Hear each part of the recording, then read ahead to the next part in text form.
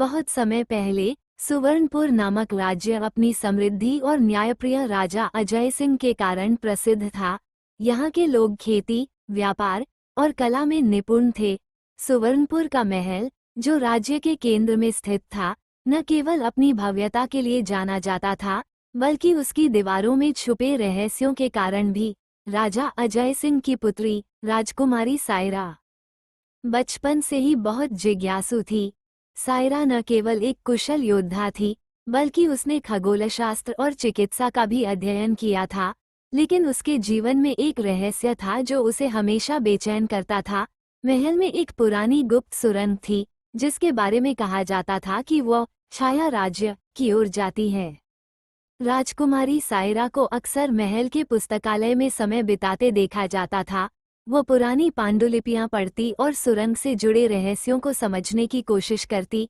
एक दिन उसकी दादी महारानी दीर्घा ने उससे कहा, सायरा, हर रहस्य को उजागर करना आवश्यक नहीं, कुछ बातें समय के साथ खुद ही सामने आती हैं। लेकिन सायरा का मन नहीं माना। उसने तय किया कि वो छाया राज्य का सच जानकर रहेगी। एक रात जब पूरा महल गहरी नींद में था, सायरा ने सुरंग के द्वार का ताला खोलने की कोशिश की। वो एक पुरानी चाबी के सहारे सुरंग में प्रवेश कर गई। सुरंग अंधेरी और ठंडी थी। चलते चलते वो एक विशाल गुफा में पहुंची, जहां उसे एक प्राचीन पांडुलिपि और एक जादुई पत्थर मिला। पांडुलिपि में लिखा था कि छाया राज्य एक बार सुवर्णपुर का हिस्सा था, लेकिन एक दुष्ट जादूगर कालभैरव ने उसे अंधकार में बदल दिया। जादुई पत्थर प्रकाश रत्न कहलाता था, जो छाया राज्य को वापस प्रकाश में ला सकता था। सायरा ने गुफा से बाहर निकलकर अपने पिता को सब कुछ बताया। राजा अजय सिंह ने कहा, ये कार्य खतरनाक है। कालभैरव को हराने के लिए केवल साहस नहीं, बल्कि बुद्धिमत्ता और दया की भी आवश्यकता होगी। सायरा ने अपने भरोसेमंद मित्र और योद्धा अर्जुन के साथ छाया राज्य की यात्रा का फैसला किया। रास्ते में उन्होंने कई कठिनाइयों का सामना किया, घने जंगल, विषैले सर्प और धोखा देने वाले जादुई प्राणी।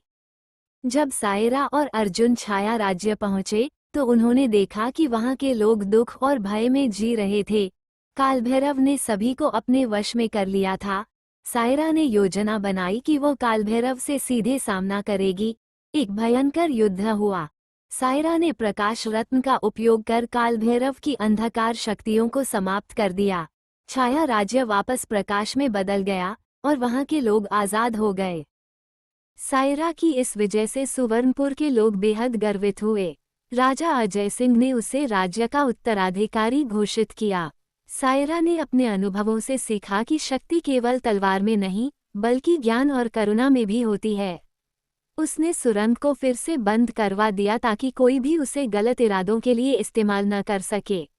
ये कहानी सिखाती है कि हर छाया में प्रकाश छिपा होता है।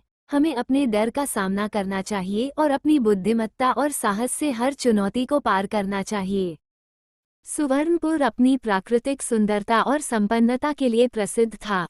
चारों ओर ऊंचे पर्वत, घने जंगल और शांत नदियों का सौंदर्य लोगों को आकर्षित करता था। महल अपनी भव्यता और नक्काशीदार दीवारों के लिए जाना जाता था।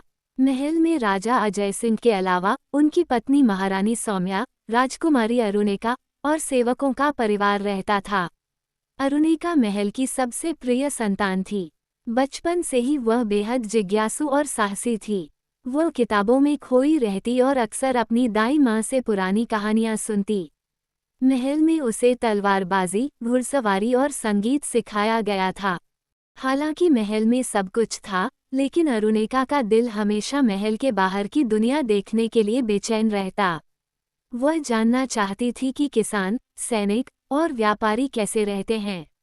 लेकिन महल की सख्त परंपराएं और सुरक्षा उसे यह करने नहीं देती थीं। एक दिन उसने अपने पिता से पूछा, पिताजी, क्या आपने कभी प्रजा के साथ समय बिताया है? क्या आपने कभी देखा है कि उनकी जिंदगी कैसी होती है? राजा ने गंभीर होकर उत्तर दिया, राजकुमारी, राजा का काम प्रजा को सुरक्षा देना है। लेकिन उनकी दुनिया हमारी दुनिया से अलग है। तुम्हें इस महल में सुरक्षित रहना चाहिए। अरुणिका के मन में ये प्रश्न बार बार उठता रहा। एक दिन उसने अपनी सबसे भरोसेमंद दासी सुमित्रा से कहा, मैं बाहर जाना चाहती हूँ, मुझे प्रजा का जीवन देखना है, क्या तुम मेरी मदद करोगी? सुमित्रा पहले तो डर गई, लेकिन फिर उसने हिम्मत कर कहा, यदि आप सच में जाना चाहती हैं, तो मैं आपके साथ हूँ। रात के अंधेरे में अरुणिका ने साधारण कपड़े पहने, अपना ताज और कीमती गहने उतारे और महल से बाहर निकल पड़ी। यह उसकी पहली यात्रा थी। उसने गांवों और बाजारों का दौरा किया। वहां उसने देखा कि लोग दिन रात मेहनत करते हैं, लेकिन फिर भी उनके चेहरों पर संतोष और मुस्कान है। एक छोटे से गांव चंदनपुर में अरुणिका ने खुद को एक साधारण लड़की के रूप में पेश किया। उसने कहा कि उसका नाम आरू है और वह एक यात्री है। गांव वालों ने उसे अपने परिवार जैसा स्वागत दिया। अरुणिका ने खेतों में काम करना सीखा, चक्की पर अनाज पीसा और बच्चों को पढ़ाना शुरू किया। उसने देखा कि शिक्षा की कमी के कारण गांव में कई समस्याएं थीं।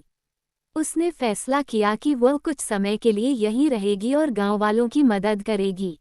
इसी बीच सुवर्णपुर के पड़ोसी राज्य कलिंगपुर के राजा ने सुवर्णपुर पर कब्जा करने की योजना बनाई। उन्होंने सैनिकों को तैयार किया और सुवर्णपुर की सीमाओं पर हमला शुरू कर दिया। राजा अजय सिंह युद्ध के लिए तैयार हुए, लेकिन उनकी उम्र और स्वास्थ्य ने उनका साथ नहीं दिया। महल में संकट बढ़ता गया। राज्य के मंत्री और सेनापति चिंतित थे। सभी सोचने लगे कि क्या राज्य को बचाया जा सकता है। जब अरुणिका को इस संकट की खबर मिली, तो उसने तुरंत गांव वालों से कहा, हम इस राज्य का हिस्सा हैं, हमें इसे बचाने के लिए कुछ करना होगा। गांव के युवाओं और महिलाओं ने मिलकर एक छोटी सी सेना बनाई। अरुणिका ने उन्हें तलवारबाजी और रणनीतियों का प्रशिक्षण देना शुरू किया। उसने कहा, हमारी संख्या कम हो सकती है, लेकिन हमारा साहस हमें जीत दिलाएगा। अरुणिका के नेतृत्व में गांव की यह सेना धीरे धीरे महल तक पहुंची। राजा अजय सिंह को जब ये पता चला कि उनकी बेटी ने इस साहसिक काम को अंजाम दिया है, तो वह गर्व से भर गए। उन्होंने कहा, मैंने हमेशा सोचा था कि महल की दीवारों के भीतर ही तुम्हारी सुरक्षा है, लेकिन तुमने सिद्ध कर दिया कि असली सुरक्षा आत्मविश्वास और साहस में है। अरुणिका की सेना ने महल की सेना के साथ मिलकर दुश्मनों का सामना किया। उसने अपनी बुद्धिमत्ता और कुशलता से दुश्मन की कमजोरियों का लाभ उठाया। कई दिन तक चले इस युद्ध में अंततः सुवर्णपुर विजयी हुआ। कलिंगपुर के राजा ने हार मान ली और शांति का प्रस्ताव रखा। युद्ध के बाद राजा अजय सिंह ने घोषणा की कि राजकुमारी अरुणिका राज्य की अगली शासक होंगी। उनके नेतृत्व में सुवर्णपुर में कई सुधार हुए। गांवों में शिक्षा और चिकित्सा सुविधाएं बढ़ाई गईं। उन्होंने ये सुनिश्चित किया कि हर व्यक्ति को अपनी आवाज उठाने और अपने अधिकारों के लिए लड़ने का अधिकार मिले। अरुणिका ने साबित कर दिया कि एक सच्चा शासक केवल महल में बैठकर नहीं, बल्कि अपने लोगों के साथ खड़े होकर शासन करता है। उनकी कहानी आज भी सुवर्णपुर के लोकगीतों में गाई जाती है, जो आने वाली पीढ़ियों को साहस, दया और नेतृत्व का पाठ पढ़ाती है।